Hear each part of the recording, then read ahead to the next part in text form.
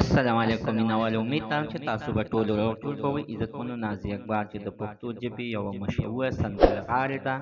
عزتمنو هغه چې د چارسدي دغه د مریم د قتل نه خبر شوه نو په سرو سترګو باندې وجړل او ویې ویلې چې د اخر دغه پلار دومره ظالم و د ده په زړه کې دومره څه ترس نه راتلو چې د خپله خواږه لور بې دردۍ سره وجله راځئ مینوالو چې نورې څه ویلې دي ټول معلومات زه تاسو سره په دې ویډیو کې شریکوم ما ساده ویډیو تر اخره پورې وګورئ چې تاسو ته پوره معلومات در ورسیږي دې معلومات نه مخکې راول زه تاسو ته دا یادګي نه وکړم تاسو کو چارې زموږ په دې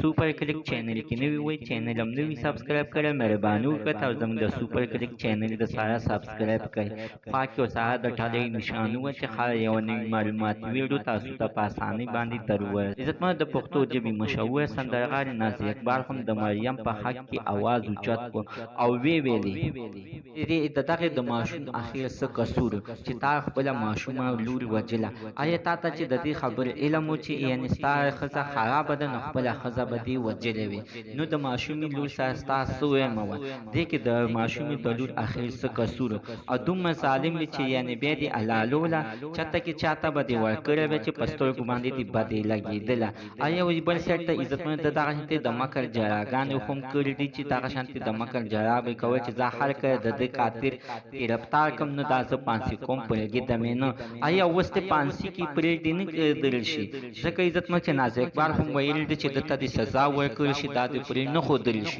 خو چېرې دا پرېښودل شو سبا پورې پلار ظالم همدغه شانتې بې ګناه قتل کولی شي او خپلې لورې نه به بیا وجني دا عزتمنو ظلم شوی دی زیاتی شوی دی دلته دې سزا ورکړل شي دا دې معاف نه کړل شي او مینوال دغه د مریم مور ته دې الله تعالی د زړه صبر ورکړي ځکه عزتمنو چې هغه نن په سرو سترګو باندې جاري وایي چې زما لور سره ظلم او زیاتی شوی دی الله تعالی دې دغه کورنۍ ته د زړه صبر ورکړي زموږ د عزتمنو سره نن ورځې معلومات د دې ځای پورې د نوي معلومات دپاره د ساره زموږ د سوپر کلیک چینل د ساره سبسکرایب کړئ خوا کې ورسره د ټلۍ نشان ووهئ چې هر یوه نوي معلومات ویډیو تاسو ته په اسانۍ باندې در ورسیږي